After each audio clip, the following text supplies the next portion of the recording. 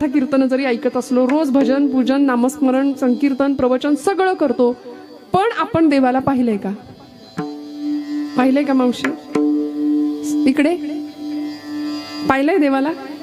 देवाला नाही पाहू शकलो आपण. कुणी म्हणेल देव नाहीच आहे, आता त्यांच्यासाठी हे कीर्तन किंवा हा सोहळाच नाहीये. देव आहे की नाही अशाच चर्चा अजून बुद्धिवाद्यांच्या चालल्यात. जाऊ दे, त्यांना बुद्धीचे फाटे फुडत बसू देत. आपल्याला काय करायचंय? आपल्याला माहितीये ईश्वरी सत्ता अशी काही आहे की जी वृक्षाचेही पान हाले त्याची सत्ता राहिली. हंता मग कोठे देखवी ऐकवी एक नारायण तयाचे भजन चुको नये. अनंत रूपाने नटलाय, घटाघटामध्ये त्याचं अस्तित्व आहे. विठ्ठल जळी स्थळी भरला रीता ठाव नाही उरला, असं सगळीकडे त्याचं व्यापकत्व आहे, सगळीकडे त्याचं अस्तित्व आहे, सगळीकडे भरून उरणारा भगवंत आहे. मग आपण त्याला पाहू शकत नाही, मग मर्यादा आपल्याला आहेत. आपण त्याला पाहू शकत नाही. काहींना देव कळतो पण मिळत नाही, काहींना देव मिळतो पण कळत नाही, काहींना देव मिळतो सुद्धा आणि कळतो सुद्धा, काहींना मिळतही नाही आणि कळतही नाही. विठ्ठल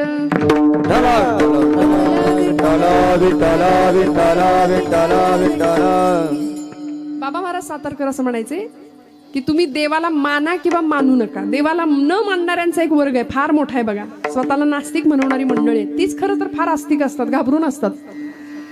देवाला न मानणाऱ्यांचा एक वर्ग आहे, त्यांना बाबा महाराज म्हणायचे तुम्ही देवाला माना किंवा मानू नका. त्यांनी तुम्हाला मानलंय एवढं तर माना. तुम्ही देवाला माना किंवा मानू नका, तो तुम्हाला विसरत नाही याचं विस्मरण होऊ देऊ नका. देव नाही आपल्याला विसरत, आपण त्याला विसरतो. आपण त्याला नाही मानलं तरी चालतं, पण तो आपल्याला मानतोय. आणि ज्या दिवशी भगवंत आपल्याला मानणार नाही त्या दिवशी आपल्या घरासमोर गर्दी जमते. लोक म्हणतात उचला आता, यांना झाला कार्यक्रम, यांचा आटोपला. त्यामुळे देव आपल्याला मानणार नाही म्हणजे काय? चैतन्य देह सोडून जातं.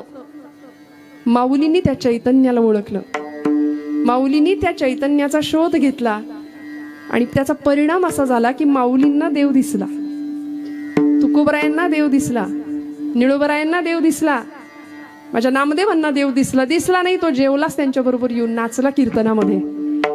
इतकं व्यापकत्व भगवंताचं विशाल. फक्त आम्ही मंडळी त्याला पाहण्यामध्ये कमी ठरतो. अर्थात याचं कारण असं आहे, जीव शिवाचं नातं हे अभेद आहे हे आम्ही विसरतो आणि जीव जन्माला आल्यानंतर शिवाला विसरतो. मी कुठून आलोय हे गावच विसरून जातो तो, आणि इथं आल्यानंतर इथल्या मायाजाळामध्ये इतका फसतो की मी कोण याचा विसर जीवाला पडतो आणि दुःखाच्या भोवऱ्यामध्ये जीव सापडतो.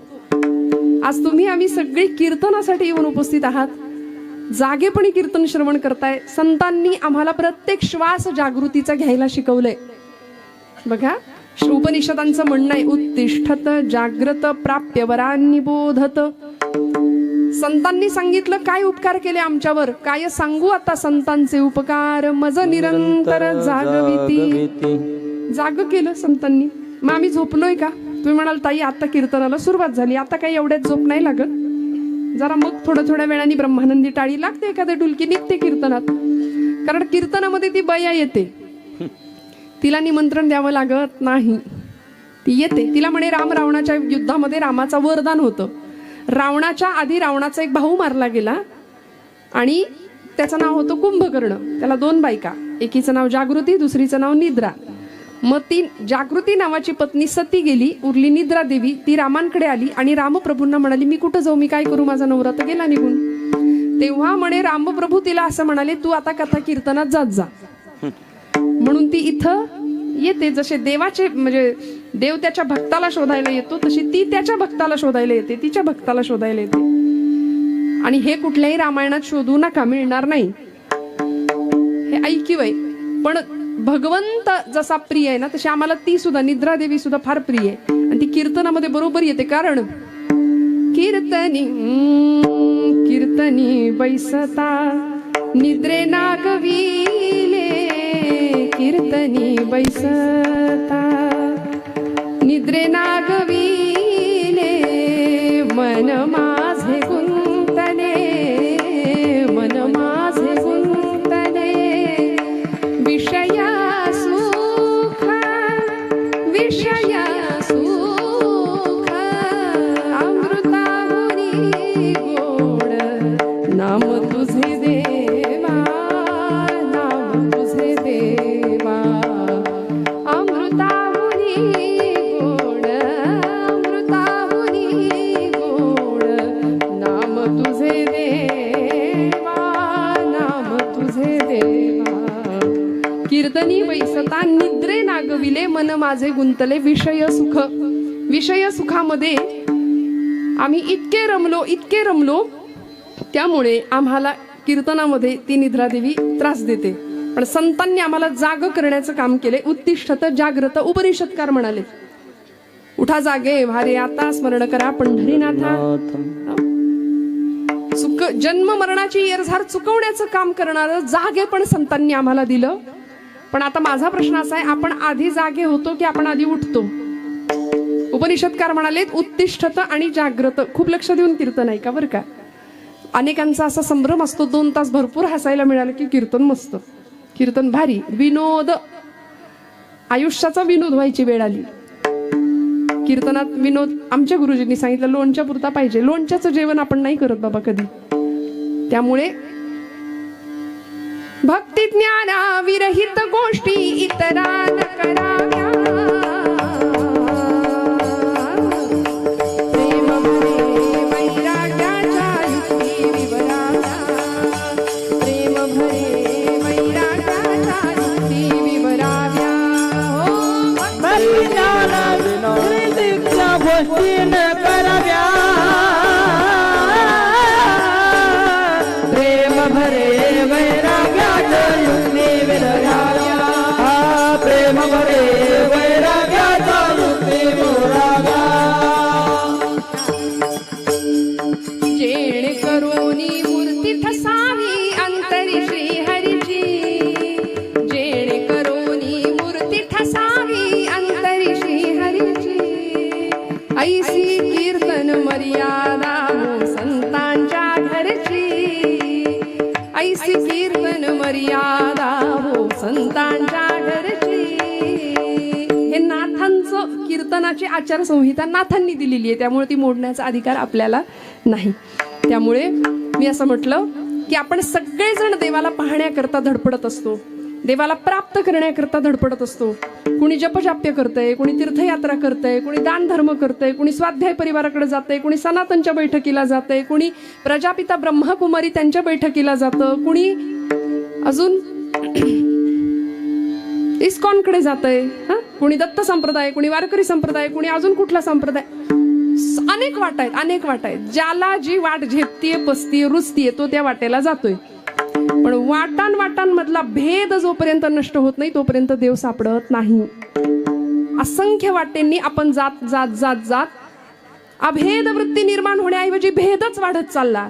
आमचं असं, आमचं तसं, आमचं तसं. आणि हे करण्याच्या नादामध्ये एकरूप असलेलं, एक असलेलं, एकोहम बहुश्याम असलेलं ते एक तत्व, एक ब्रह्म आम्ही विसरून गेलो. आणि ज्ञानोबरायांनी त्या ब्रह्माची ओळख करून दिली आम्हाला, किंवा ते ब्रह्म ओळखलं. संतांनी ते ब्रह्म ओळखलं. निळोबरायांनी त्या ब्रह्माची व्याप्ती सांगून दिली आम्हाला. निळोबराय म्हटले एकले न कंठेची म्हणोनिया येणे. एकटं होतं ते. कोण? ते ब्रह्म एकटं होतं, त्याला करमत नव्हतं. देव एकटा होता, निर्गुण होता, निराकार होता, त्याला करमेनाच. म्हणून त्यांनी आपल्या मायेचा आधार घेतला आणि मग त्यांनी सृष्टीची रचना केली. एकले न कंठेची म्हणोनिया येणे, केली निर्माणे वो 14 भुवने. गगन मेघ सूर्य चंद्र तारांगणे, पंचही महाभूते भौतिके भिन्न भिन्ने वो. पंचही महाभूते भौतिके भिन्ने भिन्ने वो. ऐसा लागनिया माया सूत्रधारी, ऐसा लागनिया माया सूत्रधारी.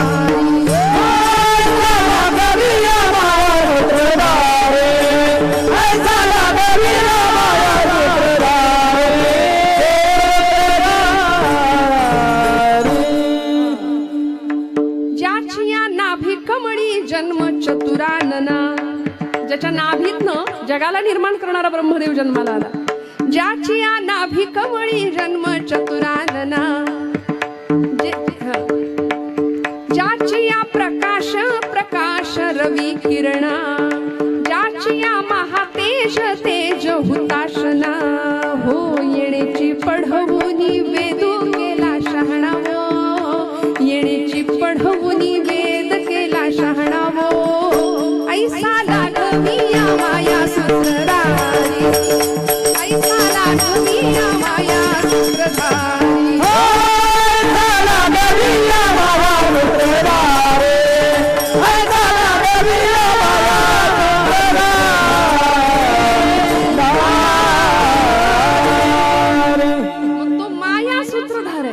भगवंतानी सृष्टीची रचना केली आणि त्या सृष्टीमध्ये त्याला पाहायचा आपण विसरून गेलो. भगवंतानी आम्हाला जन्म दिला, सृष्टी निर्मिती केली, त्या सृष्टीमध्ये स्वतंत्र अस्तित्व म्हणून सगळ्या सजीव सृष्टीमध्ये मानव नावाचं प्राणी किंवा ते मनुष्यत्व आम्हाला दिलं मिळवून, मानव देह दिला. आणि हा जीव ज्यावेळी जन्माला आला ना, मनुष्य देहामध्ये असू दे, तो जीव शिवापासून मी जन्माला आलोय ही भावनाच विसरून गेला. मी कुठून आलोय हे विसरल्यामुळे सोहम सोहम करणारा जीव इथं आल्यानंतर कोहम कोहम कोहम कोहम करायला लागला. आणि मी कोण या प्रश्नाचं उत्तर त्याला काही केले मिळेना. त्यामुळे या भवचक्रामध्ये हा जीव इतका अडकला, इतका गुरफटला. त्याचा परिणाम असा झाला की स्वतःची ओळख तर राहिली, देवालाही ओळखणं राहून गेलं. जीवाशिवाची गाठ पडली नाही आणि दुःखाच्या भोवऱ्यामध्ये वासांसी जीर्णानि यथा विहाय नवानि गृह्णाति नरोपराणि तथा शरीराणि विहाय जीर्णान्याति संयानि नवानि देहि. पुन्हा पुन्हा पुन्हा पुन्हा जीवन मरणाच्या चक्रामध्ये पुनरपि जननम पुनरपि मरणम पुनरपि जननी जठरे शयनम असा हा जीव अखंड सापडला आणि दुःखाच्या भोवऱ्यात फसला. संत आनंद स्वरूपाला प्राप्त झाले. तुकोबरायांकडे बघा, भौतिक प्रपंचिक अवस्था कशी होती महाराजांची. प्रचंड दुःख दारिद्र्य होतं. दुर्गा देवीचा दुष्काळ येऊन गेला, सगळं लोकांना देऊन टाकलं, रिकामं झालं मन, रिकामं झालं घर, सगळा प्रपंच वाताहत झाली प्रपंचाची. पण त्यानंतर तुकोबराय म्हणतात, बरे झाले देवा निघाले दिवाळी बरी या दुष्काळे पीडा केली. बरं झालं ना देवा, बरं झालं, माझं दिवाळं निघालं प्रपंचाचं, हे बरं झालं. हे तुकोबराय म्हणतात, आम्हाला जरा कुठे खट्ट झालं संसारात, जरा कुठं बिनसलं की आम्ही सगळं खापर देवावर पडतो. देवा तू केलं, तुला बघवलं नाही. आपल्या सुखातही देव नसतो आणि आपल्या दुःखातही देव नसतो. आमची चूक अशी होती की आम्ही त्याला ओळखायला चुकतो. आम्ही सगळीकडे त्याचा शोध घेत राहतो आणि तो कुठंच नसतो. वस्तुतः देव किंवा ब्रह्म किंवा ते चैतन्य ही शोधायची वस्तूच नाही. देव हा प्राप्त करण्याची गोष्टच नाहीये. देव प्राप्त आहे आपल्याला. तुम्ही जागे आहेत ना, सगळे जागे आहेत ना? हा, देव आपल्याला प्राप्त आहे. मग आता सांगा, देवाला पाहिलंय का? पहिला प्रश्न परत विचारते, देवाला पाहिलंय का? अजून पण नाही म्हणताय? बर, मग अशी तुम्ही नाहीच म्हटला होतात, आताही देवाला पाहिलं नाही असंच उत्तर देत आहे. बर, देव प्राप्त करण्याची वस्तू किंवा गोष्ट नाहीये, देव आपल्याला प्राप्त आहे. प्रमाणासहित सांगते, तुकोबरायांचं प्रमाण आहे, उदकाचे तरंग तरंग उदकाचे अंग तरंग उदकाचे अंग तरंग उदकाचे अंग उदकाचे तरंग तरंग उदकाचे अंग तरंग उदकाचे अंग तरंग उदकाचे अंग उदकाचे तरंग हो हो उदकाचे तरंग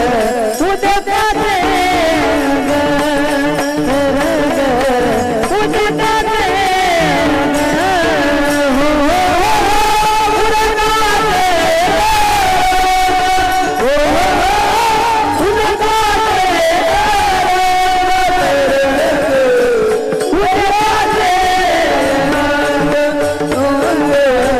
उदकाचे अंग हो हो उदकाचे उदकाचे तरंग तरंग उदकाचे अंग तैसे तुम्हा आम्हा झाले एकी एक सामावले. तुकोबरायांचं प्रमाण आहे, उदक म्हणजे पाणी, उदकाचे तरंग पाण्यावरचा तरंग, तो पाण्यापेक्षा वेगळा आहे का? पाण्यावरचा तरंग तो वेगळा दिसत असला तरी तो पाण्याचाच अंश आहे ना त्याच्यामध्ये. उदकाचे तरंग, तरंग उदकाचे अंग, तैसे तुम्हा आम्हा झाले एकी एक सामावले. जसं पाणी आणि पाण्यावरचा तरंग एकमेकांपासून वेगळा नसतो, तसा शिव आणि शिवापासून निर्माण झालेला जीव हा शिवापासून वेगळा नसतो. विठ्ठल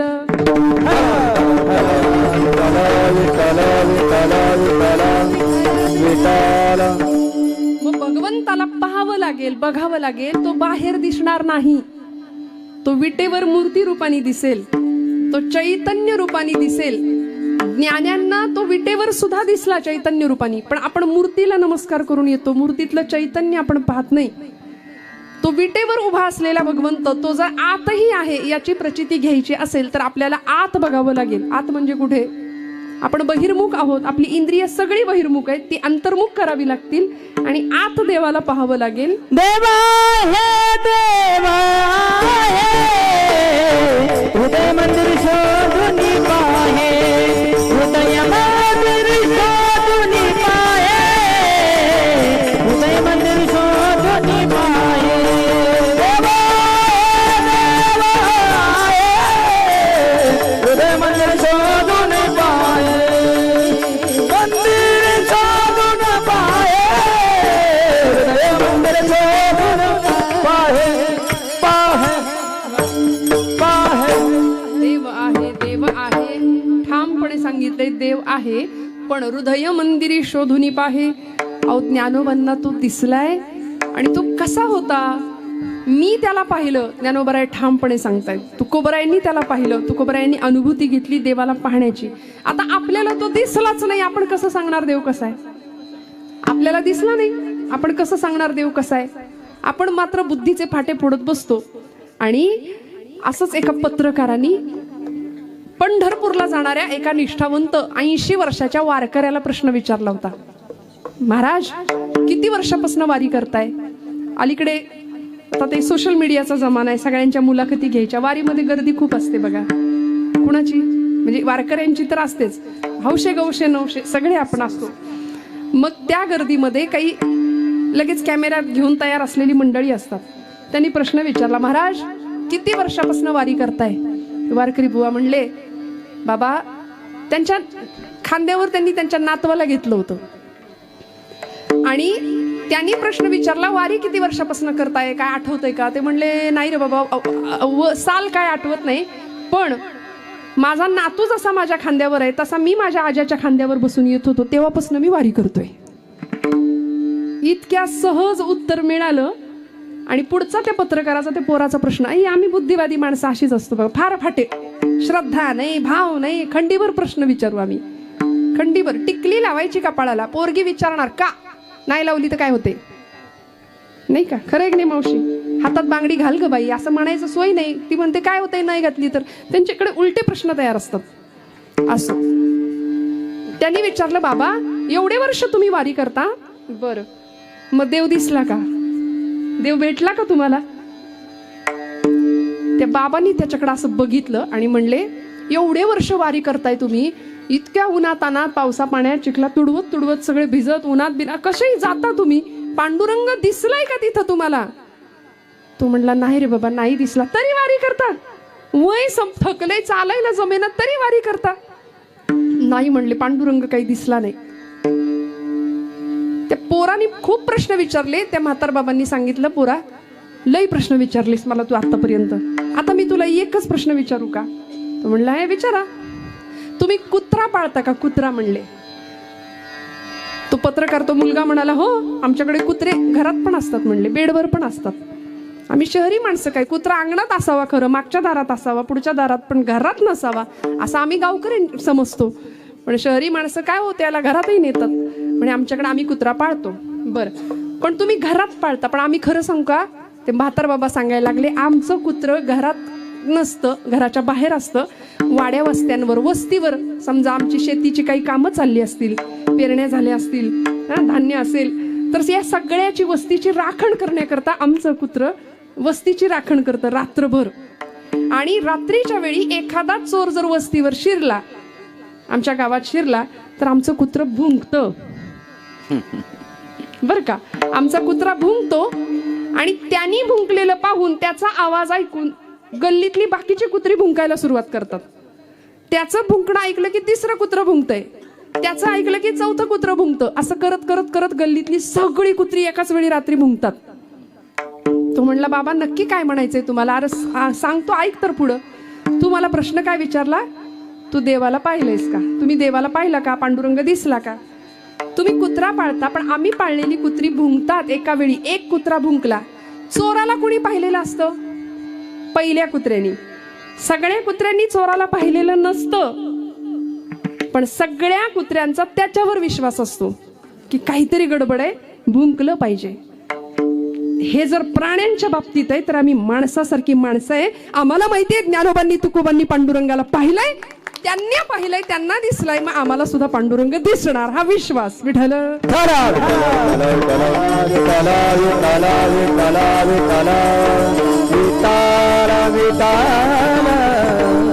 मग देवाला पाहायचंय. आता इथपर्यंत विषय संपलेला आहे. देव दिसेल ना?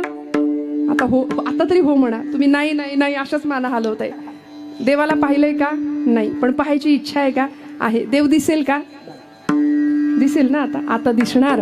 देव दिसणार. ज्ञानोबांना दिसला, तुकोबांना दिसला, आपल्यालाही दिसेल. पण ज्ञानोबांना कसा दिसला ते ज्ञानोबराय सांगतात प्रथम चरणात. सत्य ज्ञानानंत गगनाचे प्रावण, सत्य ज्ञानानंत गगनाचे प्रावण, सत्य ज्ञानानंत गगनाचे प्रावण, सत्य ज्ञानानंत गगनाचे प्रावण, सत्य ज्ञानानंद गगनाचे प्रावण, गगनाचे वन, गगनाचे प्रावण, सत्य ज्ञानानंद गगनाचे प्रावण, सत्य ज्ञानानंद गगनाचे प्रावरण, नाही रूपवर्ण गुण जेथे, नाही रूपवर्ण गुण जेथे, बहारे श्रीहरी पाहिला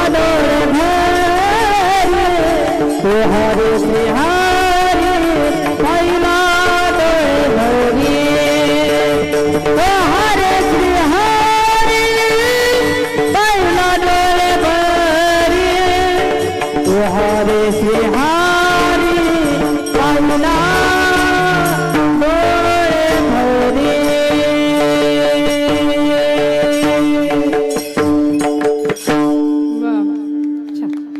सत्य ज्ञानानंत गगनाचे प्रावरण, तोहारे श्रीहरी. नाही रूप गुण वर्ण जेथ, किंवा नाही रूप वर्ण गुण जेथ, तोहारे श्रीहरी पाहिला डोळे भरी. पाहता पाहणे दुरी सारोनिया. भगवंतांना मी पाहिलं असं ज्ञानोबराय सांगतात. आणि तो भगवंत कसा आहे, त्याचं अस्तित्व, त्याचं स्वरूप, त्याचं व्यापकत्व, एकंदरीत त्याचं रूप सगळं आमच्या समोर शब्दातनं व्यक्त केलं ज्ञानोबरायांनी. सत्य ज्ञानानंत किंवा सत्य ज्ञानानंद दोन्ही पाठभेद आहेत. गगनाचे प्रावर्ण, नाही रूप वर्ण गुण जेथे. देव कसा आहे? देव मला दिसला, देवाला मी पाहिलं. ज्ञानोबराय सांगतात देव सत्य स्वरूप आहे. देव सत्य स्वरूप आहे. जिथं जिथं सत्य आहे तिथं तिथं देवत्व आहे. आता देवाला पाहायचं कसं आणि कुठे पाहायचं? बघा, देव कुठे दिसणार? जिथं सत्य आहे तिथं देव आहे. श्रीमद भागवत महापुराणामध्ये मंगलाचरणाचा पहिला श्लोक म्हटला जातो. सच्चिदानंद रूपाय विश्वोत्पत्त्यादि हेतवे तापत्रय विनाशाय श्रीकृष्णाय वयं नमः. सच्चिद आनंद स्वरूप असं त्याचं स्वरूप आहे. या श्लोकामध्ये भगवंताचं स्वरूप, भगवंताचा स्वभाव आणि भगवंताचं सामर्थ्य तीनही सांगितलंय. सच्चिदानंद रूपाय विश्वोत्पत्त्यादी हेतवे, हे त्याचं सामर्थ्य आहे. विश्वाच्या उत्पत्तीच्या, स्थितीच्या आणि लयाला कारण ठरणारा तो भगवंत आहे, हे त्याचं सामर्थ्य आहे. आणि तापत्रय विनाशाय, म्हणजे त्रिविध तापांचा नाश करणारा तो भगवंत, त्याचा तो स्वभाव आहे. म्हणजे हे सगळं भगवंताकडे आहे. आणि त्यातलं ज्ञानोबराय सांगतात, माझा भगवंत मी पाहिला, तो कसा दिसला? सत्य ज्ञानानंद गगनाचे प्रावरण, तो सत्य स्वरूप आहे. आणि तुकोबरायांनी सुद्धा त्याला ओळखलं, त्याला सांगितलं, देवा तू कसा आहे? सत्य तू, सत्य तू, सत्य तू विठ्ठला. कागा हा दाविला जगदाकार. या जगामध्ये, सृष्टीमध्ये सत्य जर काही असेल ना, तर देवा ते तू आहे किंवा तुझं रूप आहे. मग असा सत्य स्वरूप परमात्मा ज्ञानोबरायांनी पाहिला. भगवंताचं स्वरूप सांगितलं, सत्य ज्ञानानंद, ज्ञान स्वरूप भगवंताचं. जिथं ज्ञान आहे तिथे भगवंत आहे. कसलं ज्ञान? कुठलं ज्ञान? भौतिकशास्त्र, फिजिक्स, केमिस्ट्री, बायोलॉजी हे का? मॅथमॅटिक्स नाही, नाही, हे तर शाळेत आम्हाला मिळतं. पण आत्मस्वरूपाचं ज्ञान जे भगवंताला होतं, आणि ते ज्ञान हे देवाचं स्वरूप आहे, देवाचं रूप आहे. भगवंताच्या षड्गुणैश्वर्याचं वर्णन ज्यावेळी ज्ञानोबराय करतात, त्यावेळी भगवंत कसा आहे? ऐका ज्ञान वैराग्य ऐश्वर्य यशश्री औदार्य, हे साही गुणवर्य वसती जेथ. ज्ञान, वैराग्य, ऐश्वर्य, यशश्री आणि औदार्य या 6 गुणांचा तो स्वामी आहे, म्हणून त्याला भगवंत म्हटलंय. षड्गुणैश्वर्य संपूर्ण आहे. येणे कारणे भगवंतू, जो निसंगाचा सांगा तू, तो म्हणे पार्था दत्तचित्तू होई आता.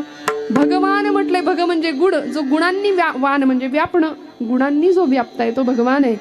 त्याच्या गुणांचं वर्णन करावं. त्या गुणांमधला, 6 गुणांमधला एक गुण माऊली सांगतात, ज्ञान. पहिला गुण आहे ज्ञान. कुठलं ज्ञान? मी आता सांगितलं तसं, बाकीचं नाही, भौतिकातलं नाही. आत्मस्वरूपाचं ज्ञान. हु आय एम, मी कोण? मी स्वतःला तरी ओळखलंय का? मी स्वतःचा तरी श्वास बघितलाय का? मी कोण आहे? त्या मीची प्रचिती येणं, ते ज्ञान होणं, ते अध्यात्माचं ज्ञान, ते आत्म्याचं ज्ञान, ते भगवंताचं स्वरूप आहे. म्हणून सत्य ज्ञानानंद. आणि देवाचं स्वरूप आहे ज्ञान आणि आनंद. आनंद स्वरूप आहे देव. देव स्वतः आनंदाचं निधान आहे. त्याचं स्वरूप सांगितलं संतांनी, आनंद अद्वय नित्य निरामय. आनंद अद्वय नित्य निरामय. आनंद अद्वय नित्य निरामय. आनंद अद्वय नित्य निरामय. जे का निज ध्येया योगियाचे, जे का निज ध्येया योगियाचे, समचरण साजिरे विटेवरी, देह समचरण साजिरे विटेवरी. देवानी ध्येय योगियाचे, देवानी ध्येय योगियाचे, देह समचरण साजिरे विटेवरी, देह समचरण साजिरे विटेवरी.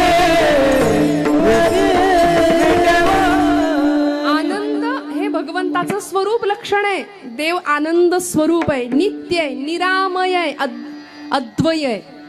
आनंद हे भगवंताचं स्वरूप ज्ञानोबराय सांगतात. सत्य ज्ञानानंद गगनाचे प्रावरण.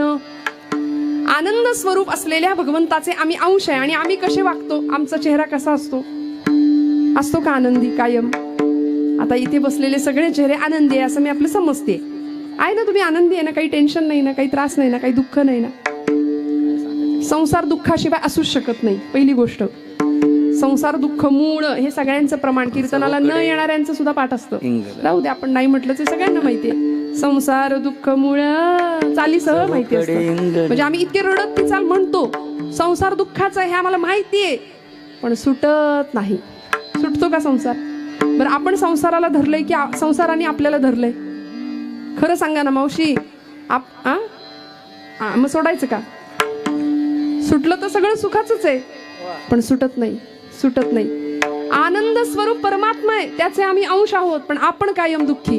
जीव शिवापासून ज्यावेळी वेगळा समजायला लागतो स्वतःला, त्यावेळी तो दुःखाच्या भोवऱ्यात सापडतो. जीव शिवस्वरूप आहे, मी त्याचाच अंश आहे, हे ज्यावेळी जीवाला कळतं, त्यावेळी जीव आनंद स्वरूपाला पोहोचतो.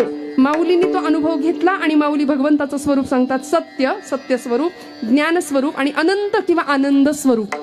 देव आनंद स्वरूप आहे, देव आनंद स्वरूप आहे. माऊलींना त्याच जीवाचा किंवा त्याच जीवातला जो जीव आहे की नाही, त्याचा लळा लागला. आतमध्ये तो ते परमात्मा तत्व.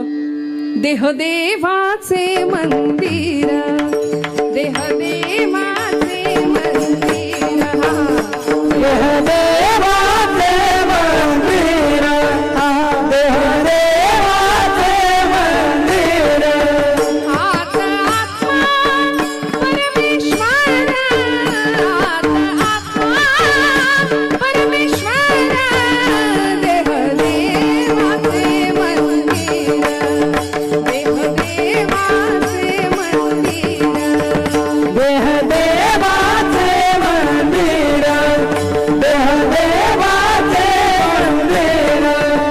जशी उसात हो साखर, तसा देहात हो ईश्वर. जशी हो साखर, तसा देहात हो ईश्वर. जसं दुधामध्ये लोणी, जसं दुधामध्ये लोणी, तसा देवी चक्रपाणी. देह देवाचे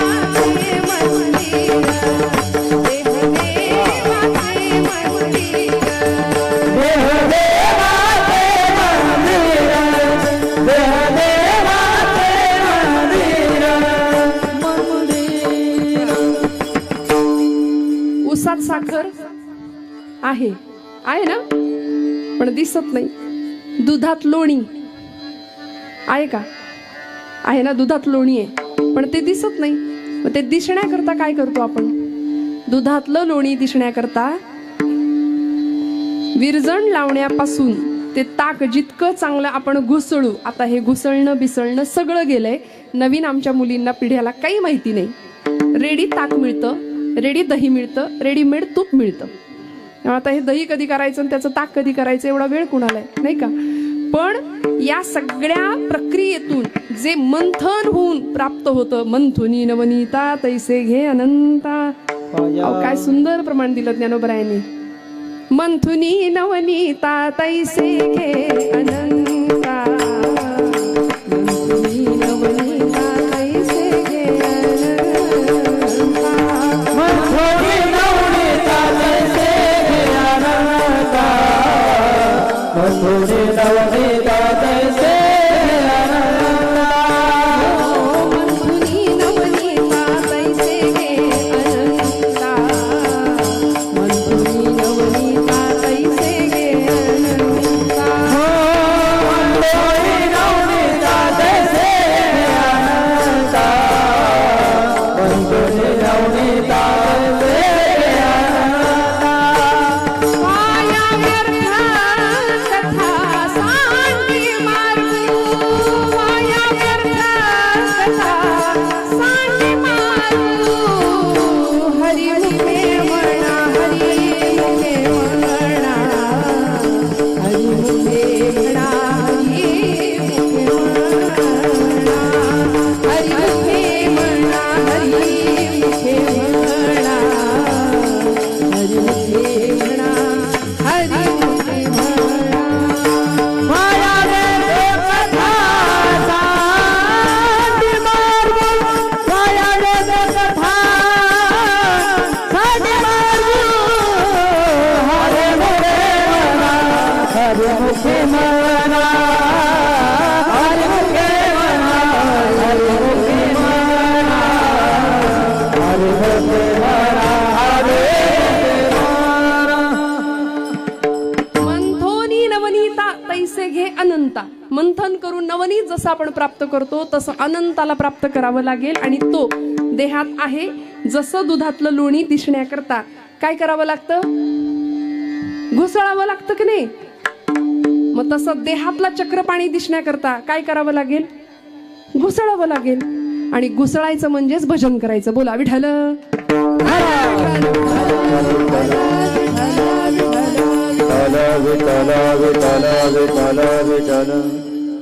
घुसळणं म्हणजे भजन आहे. बरं, आता अजून थोडं सांगते. फिजिक्सचा, भौतिकशास्त्राचा एक नियम आहे, सिद्धांत आहे की एनर्जी ज्यावेळी आपण सेंट्रलाइज करतो, ऊर्जा ज्यावेळी एकत्र आणली जाते त्यावेळी ती जास्त ताकद देते, सघन होते.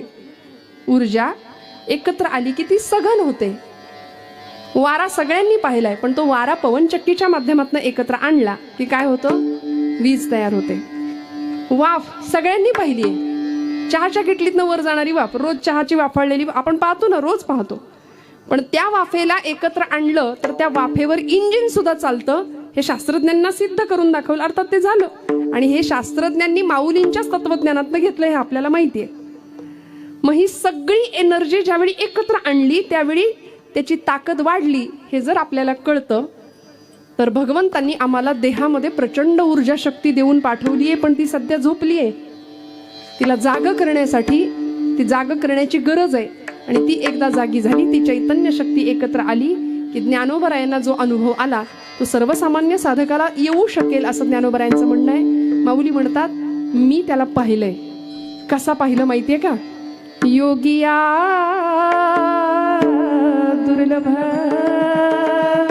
योग्यांना सुद्धा दुर्लभ असलेला भगवंत मी माझ्या डोळ्यांनी पाहिलाय.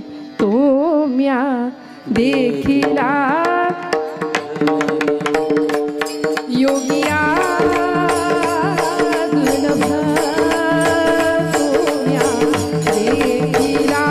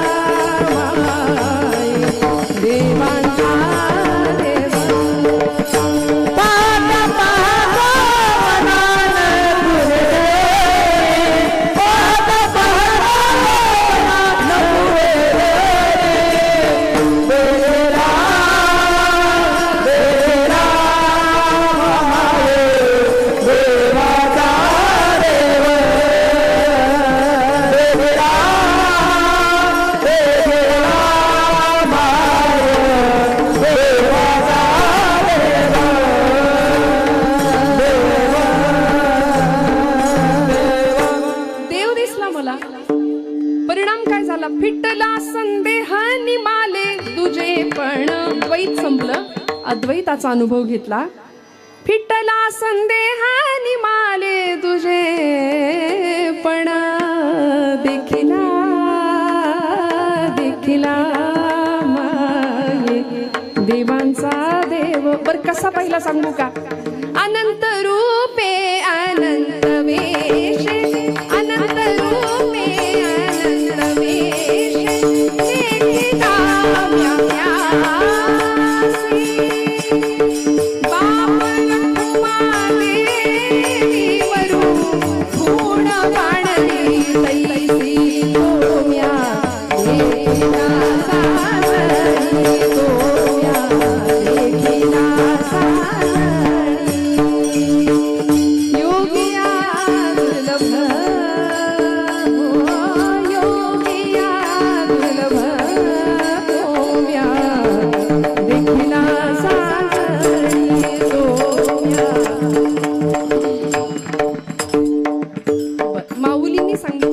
पाहिला तो कसा आहे त्याचं स्वरूप सांगितलं. सत्य ज्ञानानंत गगनाचे प्रावरण, गगनाचं आच्छादन त्यांनी घेतलंय. जणू काही सगळ्या जगावर त्याचं पांघरुण आहे, सगळ्या जगाला त्याचा आधार आहे. आधार आहे की नाही त्याचा?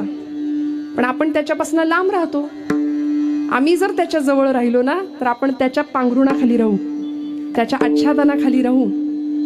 गगना इतका व्यापक आहे. महाराजांनी त्याचं वर्णन केलं. तुका म्हणे व्यापक नभा होई अणुचाही गाभा. देव किती मोठा आहे.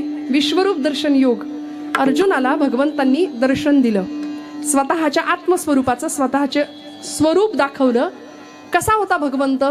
अनंत रूपो दरवक्त नेत्रम अनंत बाहू दरवक्त नेत्रम पश्चामि त्वां सर्वतोऽनंत रूपम नान्तं न मध्यं न पुनस्तवाद्यं पश्चामि विश्वेश्वर विश्वरूपम. कसा आहे भगवंत? ज्याला आदी नाही, मध्य नाही, अंत नाही, असा भला मोठा महाकाय रूप आहे. तो हत्ती होऊन हत्तीच्या देहात राहतोय, मुंगी होऊन मुंगीच्या देहात राहतोय. सगळीकडे परमात्मा तत्व आहे, सगळीकडं. मी मगाशी सांगितलं, विठ्ठल जळी स्थळी भरला रीता ठावन देव नटला नाना परी. देव नटला नाना परी. देव नटला नाना परी. देव नटला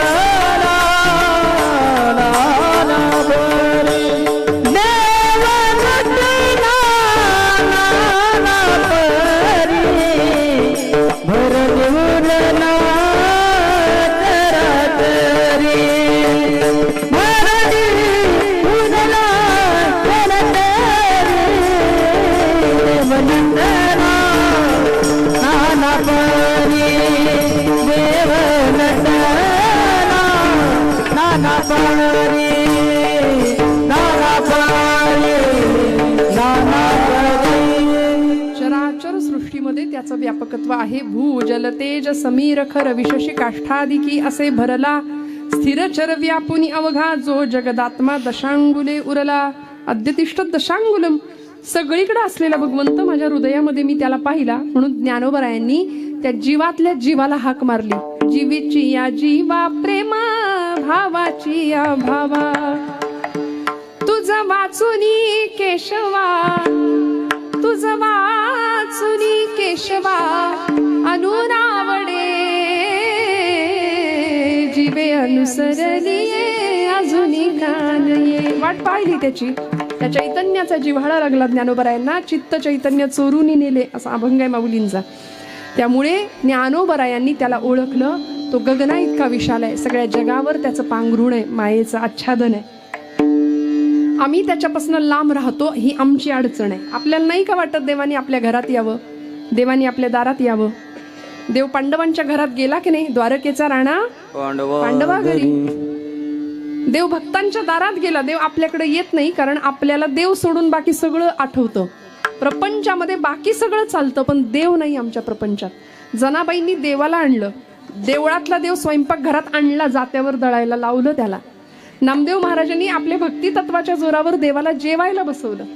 कीर्तनामध्ये भगवंत नाचले नामदेव महाराजांच्या. सगळ्या संतांनी भक्तीच्या बळावर, भक्तीच्या मापाने त्याला मापलं, त्याला मोजलं, त्याला ओळखलं आणि प्राप्त करून घेतलं. तसं ज्ञानोबराय म्हणतात, मी सुद्धा त्याला पाहिलंय. मी सुद्धा त्याला पाहिलंय. दुसरं चरण. तो हरे श्री हरी पाहिला डोले बरी. तो हरे श्री हरी पाहिला डोले बरी. तो हरे श्री हरी पाहिला डोले भरी. तो हरे श्री हरी पाहिला डोले भरी. तो हरे श्री हरी पाहिला डोले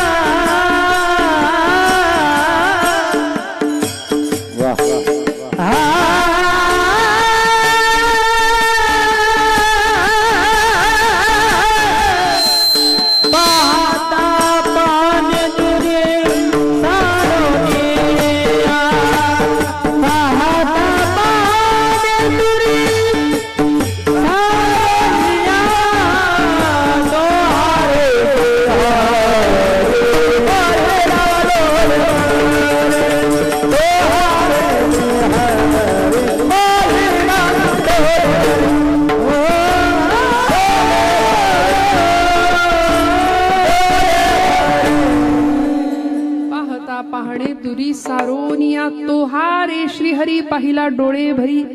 जो निर्गुण आहे, जो निराकार आहे, जो गुण रूप वर्ण सगळ्याच्या पलीकडे अतीत आहे, त्याला मी डोळे भरून पाहिला. ज्ञानोबराय म्हणतात जो गुणांच्या अतीत आहे, जो रूपातीत आहे, जो निराकार आहे, आकारातच नाहीये, तो दिसला ज्ञानोबरायांना. किती गंमत आहे, किती आनंद आहे बघा. काय ज्ञानोबरायांचा अनुभव असेल. तो हा रे श्रीहरी पाहिला डोळे भरी. आणि 2 सर्वनामं एकत्र वापरली. जागे आहेत ना आपण. तो हा 2 सर्वनामं एकत्र वापरली. तो म्हणजे काय आणि हा म्हणजे काय, तेवढं बघितलं की आपलं कीर्तन संपलंय. काळजी करू नका.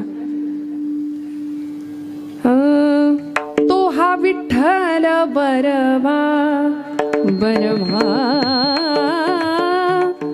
तो हा विठ्ठल बर तीना दीना दीना दीना, विठ्ठल बरवा बरवा, तो हा विठ्ठल तीना दीना दीना. आपल्याला सगळ्यांना अभंग पाठ आहे ज्ञानोबरायांचा. तो हा विठ्ठल बरवा, तो हा माधव बरवा, तो हा माधव बरवा बरवा, तो हा विठ्ठल बरवा बरवा. माऊलींनी इथे सुद्धा बघा तो आणि हा ही 2 सर्वनामं एकत्र वापरली. इथे सुद्धा तो हा श्रीहरी पाहिला, तो हा रे श्रीहरी पाहिला डोळे भरी, 2 सर्वनामं एकत्र वापरली. मराठी भाषेच्या व्याकरणशास्त्रानुसार 2 सर्वनामं एकत्र येत नाहीत. तरी सुद्धा ज्ञानोबरायांनी माझा मराठाची बोली कौतुके असं म्हणणारे ज्ञानोबराय 2 सर्वनामं एकत्र आणली. म्हणजे काय, तो कुणाला आपण म्हणतो, आपल्या सगळ्यांच्या मध्ये. आता आपण सगळे बसलोय, या सगळ्यांच्या मध्ये आपल्यातलाच एक ओळखीचा आहे, पण ती व्यक्ती उपस्थित नाही. मग आपण काय म्हणतो, तो जो आहे पण इथं नाही, आपण काय म्हणतो, तो. आणि आपल्यातलीच एक व्यक्ती आहे जी इथं आहे, आपण म्हणतो हे बघ हा हा. कळला फरक.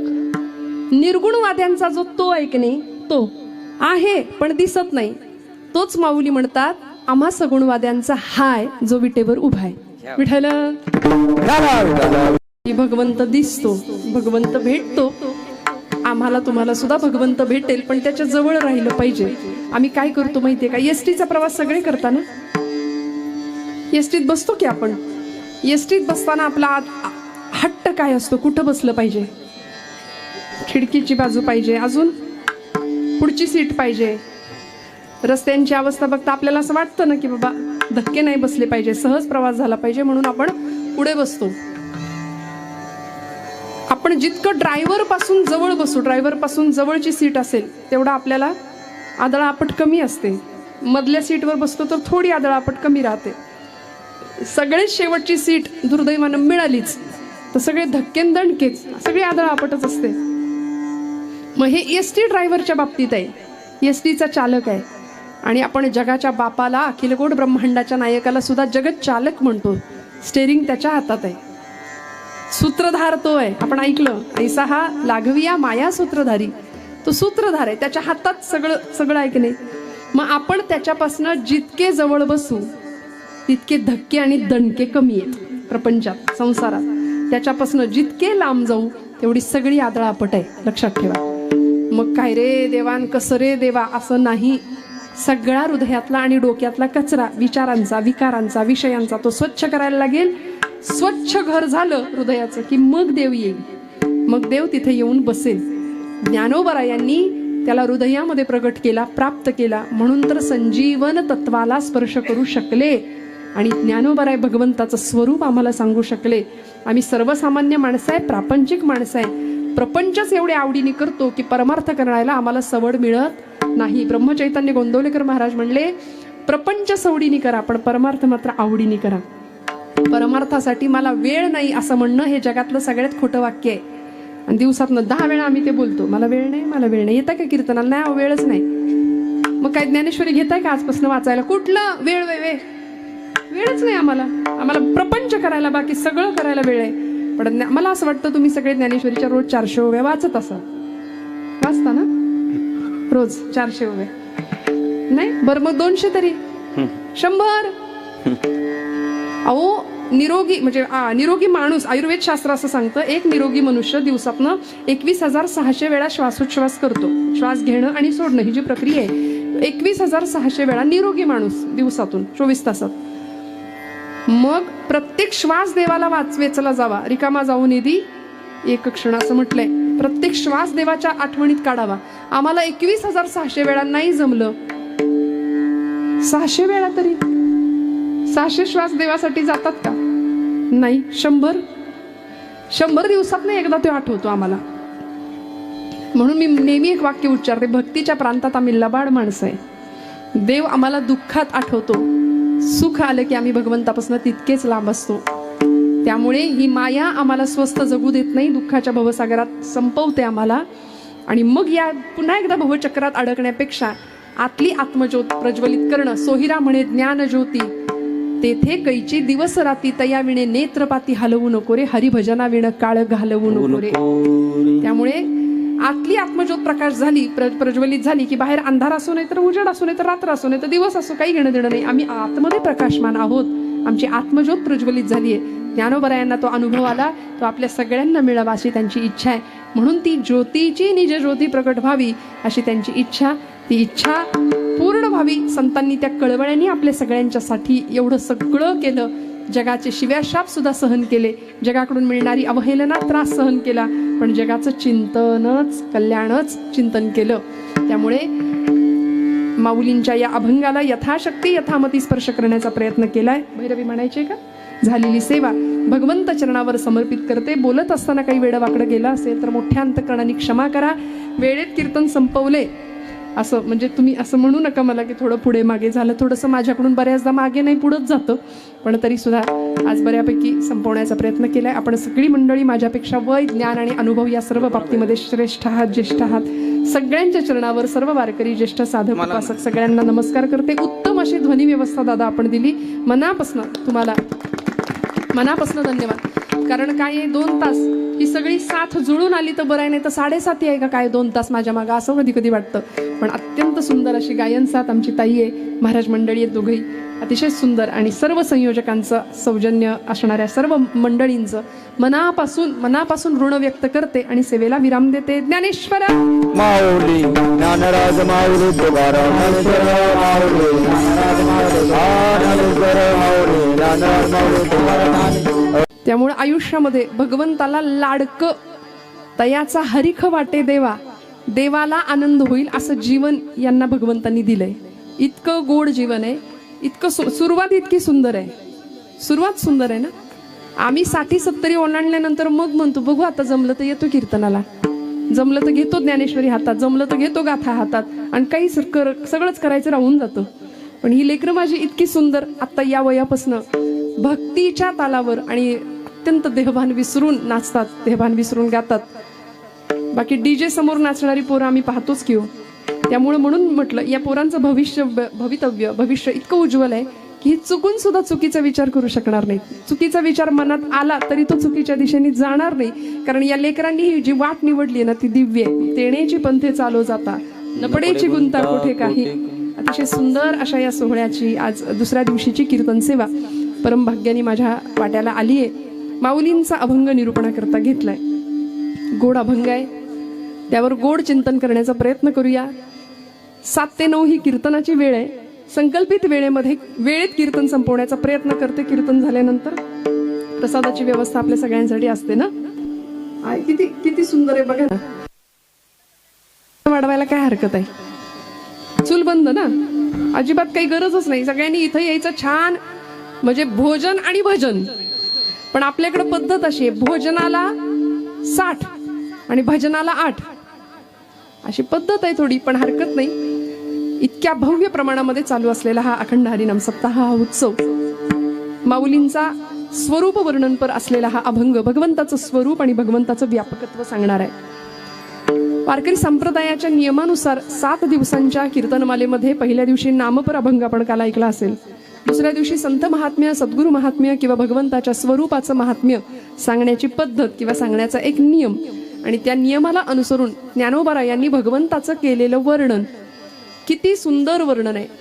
वर्णन करणारे साक्षात कैवल्य साम्राज्याचे धनी, ज्ञानियांचा राजा, साक्षात कैवल्य पुतळा असलेले ज्ञानोबा राय, ज्यांचं एक एक अक्षर हे अक्षर ब्रह्माशी अनुसंधान साधणार आहे, ज्यांचं एक एक अक्षर हे परतत्वाशी अनुसंधान साधणार आहे. एकेका अक्षरात आहे माझा रमाकांत, असं तुकोबराय म्हणतात. प्रत्येक अक्षरामध्ये भगवंत दिसावा म्हणून आज ज्ञानेश्वरी हातात घेतली की माऊलींनी त्यांचं सगळं तेज ज्ञानेश्वरीमध्ये ठेवलंय आपण म्हणतो. त्यामुळे ज्ञानोबांची ज्ञानेश्वरी हातामध्ये घेतली की जीवन धन्य होणार आहे त्या क्षणाला. एका हरिपाठासाठी ज्ञानोबरायांचे जितके पाय पकडावेत, जितके आभार मानावेत तेवढे कमी आहेत. एवढे अनंत उपकार आहेत त्यांचे आपल्यावरती. माऊलींची 750वी जयंती वर्ष आहे यंदाचं.